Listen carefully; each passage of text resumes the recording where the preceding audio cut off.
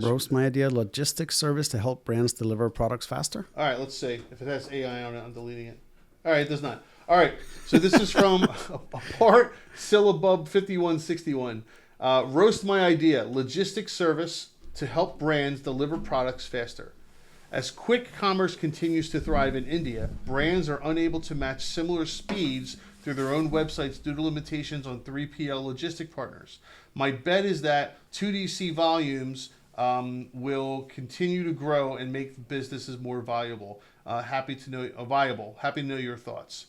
All right, so this is direct to consumer. Yep. As what they're talking about. So the manufacturer or whoever makes the product ships it directly to the consumer. 3PLs, for people who don't know, are third-party logistic providers. So let me explain what that means. So you make a product, you make widgets, right? Let's say you make bells, okay? Let's say you make bells, right? For people that use the word franchise a lot. You make bells, and you have 100,000 bells, right? And you make them out of your house. Well, your garage is eventually going to get full.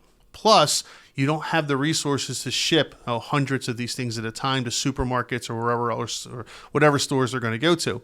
So you hire what's called a third-party logistics company, a 3PL. And the 3PL you'll send all your inventory to them in one swoop, right? All 100,000 bells.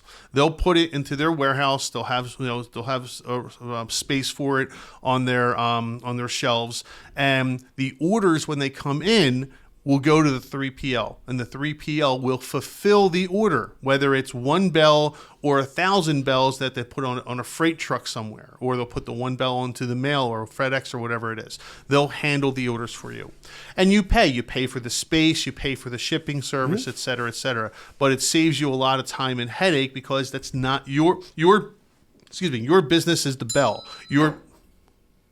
Hear that? Your business is the bell. Your business is not shipping the bell. That's a very different business. So that's why I use a 3PL. So what they're asking is basically just a 3PL for direct to consumer. Yeah. Which it essentially is what a 3PL is supposed to do anyway. But hey, yeah, sure. I think 3PL is just going to get bigger and bigger. I think there's going to be more and more need for them because I know a few people that own some 3PLs. Sold out of space. There's the warehouse. You can't get enough warehouse space. Go down to Dallas, Texas, which is like the warehouse mecca of the United States. All they're building is warehouse space. That's all they're building down there. That's all everybody's building right now. It's crazy how much warehouse space they're building. And because a lot of it's for Amazon, believe it or not. It's because everybody's working from home. Yeah, everyone's working from home, right. So now they just want to order stuff because they don't want to go out and get it. Yeah, exactly. So and then that's here. I can't imagine what's going on in India. Well, so when you see this type of development here, it normally follows in other countries too. So you're going to see a lot more of these 3PL type direct-to-consumer 3PLs that are going to be needed on a global basis, right? Like the difference is in Europe, you could have one centralized in Germany that, services 5 countries, right? Just because it's way smaller. Yeah, geographically central though. Yeah, but if you have the money to get into warehouse spacing and can find funding to build it and set this up, this is where a lot of businesses are going to be moving to, is selling it and having someone else fulfill it and deal with the returns because that's the other part of it that people don't talk about. Oh yeah, is the returns and so here's the thing that happens with that. I'm not going to name the company, but and I know a lot of companies do this. But let's say you're a company, you sell chairs, office chairs, right? And you hire a 3PL to fulfill the delivery of those chairs. You also hire that 3PL to handle anything that goes wrong with it, like something's missing or something breaks, whatever, etc. So what they do is they will send 500 chairs and then like 100 extra chairs for parts for when something breaks. And we're talking about they'll have you take apart an entire chair, or the chair's already apart, but they'll have you open up a box for a brand new chair to replace one caster, which is the wheel. Right. And these warehouses sometimes have dozens and dozens and dozens of these chairs left over if you take the parts and put them all together, right? And the company that sent them out is like, yeah, they're yours. Do whatever you need to do with them. Because they were meant to be spare parts for either broken assembly pieces or whatever, something got lost or didn't get packed right or something like that. It's interesting. Yeah, it's crazy actually. You would think they would just send like parts boxes. Like, nope. Well, some of them do. Like, some of them here's a box of wheels. Here's a box of right arm. Here's a box of left arm. Some of them do, but some of them also ship full products because the products are already broken down in boxes anyway because it's got to be put together, right? So they'll just send the full product. They'll send like 100 extra chairs. That's crazy. Here are the pieces. That's crazy. I know. It's just that's how it is. Yeah. And that's why there's so much space taken in warehouses because it's not just the parts that are being sold, but the ones that are being used for spares. And returns. Right. Yeah, exactly. Something comes back. A lot of times the manufacturers won't resell that product. Yep. It'll go into a skiff somewhere and just sit there along with a whole bunch of other returns. And then someone will buy the skiff. Yep. Yeah. Yeah, it's an interesting business. I feel like I need someone on the podcast. Crap no one tells you about 3PL.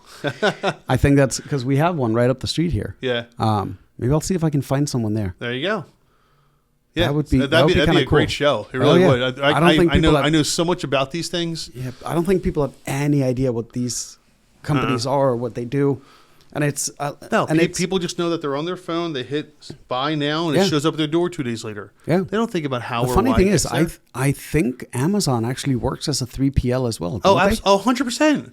Well, of course it does. Yeah. So if I want to sell my products through Amazon, Amazon is my 3PL. No, meaning like they will actually do just the fulfillment part, even for products that aren't sold on their website. Because I see what you're saying. Because I don't know about that. I ordered something off of some weird website the other day. Amazon. An Amazon delivery showed up. Really? And I was like, wait a minute. Like they don't have enough deliveries to do on their own. They're going to do someone else's. But if you think about it, like they already have all the infrastructure and last mile delivery in place. I mean, better than any other company, other than maybe UPS. And the post office. Yeah. But yeah, I was so surprised because I was like, I didn't order anything from Amazon. And yet here it is. Here it is. I'll have to look into that. I didn't realize that they did separate 3PL. I thought they only did 3PL if you're selling it through their program. Well, I don't know if I ordered it because I've seen that happen too, where I order from one website. Because I ordered something off of, where did I order it? I saw something on, it was like a Facebook or an eBay or one of those. I order it. Yeah. And it comes in a Walmart box, packed from Walmart. Oh, I've seen that. I was like, what? Yeah, I've seen that before. Well, did it come from Walmart or just in a Walmart box? And the reason why I say that is because a lot of times what happens is the shipper was Walmart. Okay, so here's I know some of those what happens is people will go to Walmart and they'll find things that are like really, really heavily discounted because they're last year's models or whatever. And they'll put it up on eBay or Facebook or whatever. And a lot of times those things get bought within 10 or 15 minutes because they're so cheap. And the person just takes it to the counter and has Walmart ship it to them. And all they do all day long is walk around Walmart finding the cheap things, putting them on, waiting for people to buy them, take them to the counter, and then they ship it out. Yeah, I know there's a whole business of people buying stuff and listing it on Amazon and eBay and stuff when they find them in the discount piles. If you ever, I had family visiting once. I went to the Puma outlet in New Jersey. Yeah, there by the airport. Yep. And there was a guy that basically bought out 3 types of sneakers. Like every sneaker they had, this specific model. He bought every single sneaker in the store for 3. And I asked him, I asked him, what are you doing with this? Right? Because I get curious when I see people do what I think is weird stuff. Right. I'm like, nobody needs 400 pairs of shoes. And he was saying, well, I work for a guy that takes this. He finds those products on Amazon, finds them for sale at the outlets, and then all he does is they ship directly to consumer. So it gets sold on Amazon, and then he ships it from his place in Jersey. Yeah. And this guy that was buying it was just an employee. Like it wasn't even the guy himself. So go out and make the market scarce for the particular models. Buy them all up everywhere. Correct. I mean, that's But there's a ton of stuff that you find on Amazon Right. that is selling close to retail price that you and I both know you don't pay retail price for that ever. I mean, how often is there a buy one get one sale at Skechers or Puma or any of those? Well, if you can buy one and get one 50% off, that's a 25% margin on both, assuming you can sell them at full retail. Yep. And a lot of times they're even discounted off of full retail before you get the buy one get one, right? Yep. So I'm like, it makes sense. Oh no, it absolutely makes sense. It depends on volume, right? Because you got to, if you want to make a living off of this, if this is just some extra cash, you want to burn a few hours, sure, one thing. But if you're trying to make a living off of this, where you can pay your bills and things like that, it takes a lot of volume, because there's not huge returns in it. Sometimes there can be, but there could be on specific items. Though, right? Like if like shoes. Yeah, but you gotta get lucky. You're talking 80. Well, I don't think it's luck as much as it is understanding numbers, because you can look at sales trends on Amazon. Like all that data is available.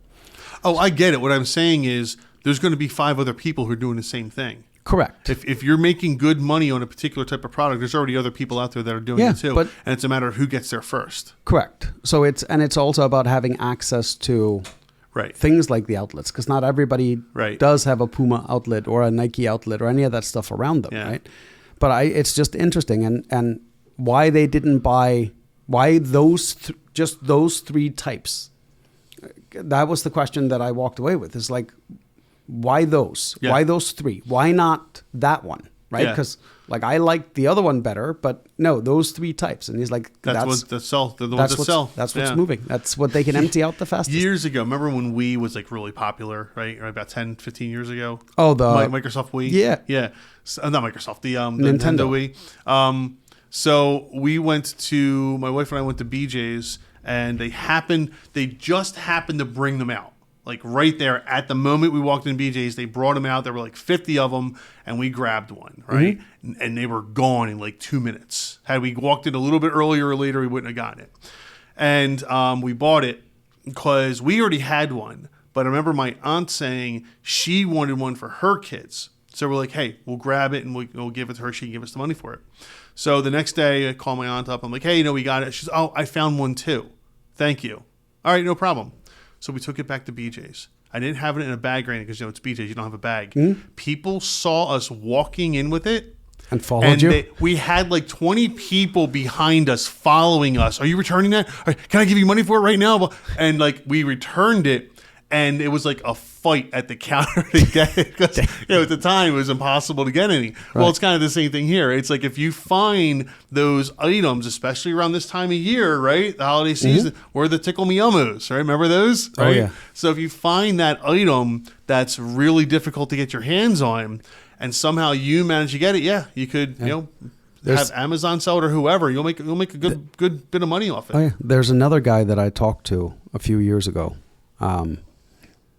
Part of his business, he does this. He goes and finds stuff to buy and sell, right? And he said he always goes to every Lowe's and Home Depot and buys all the Christmas stuff when it goes on sale. Yeah, sure.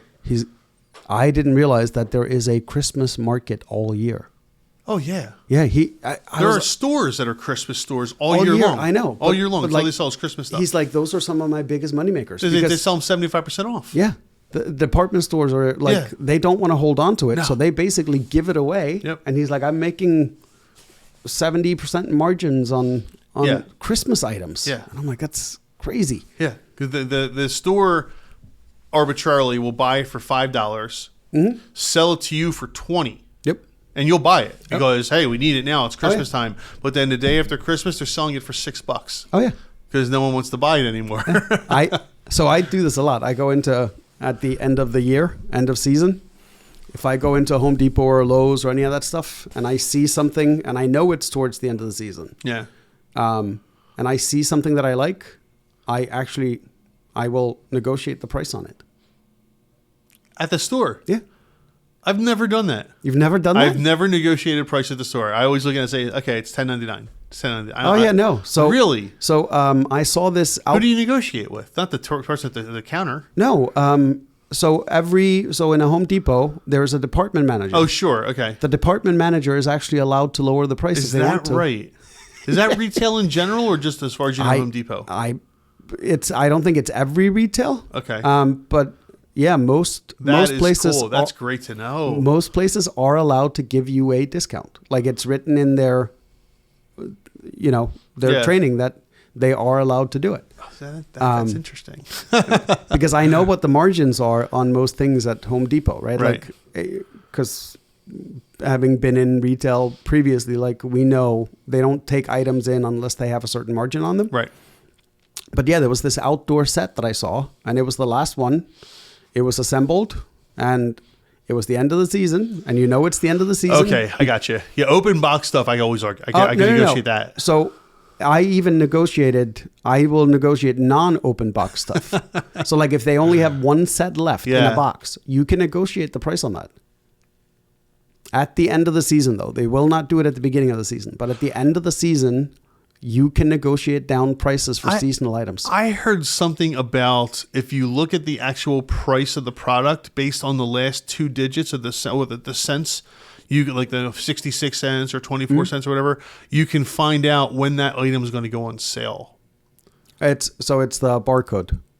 Is the barcode? It's the last two digits of the barcode. Oh, okay. Yeah. So Home Depot, I forget what it is, but like you can see when an item is about to be discontinued. Yeah.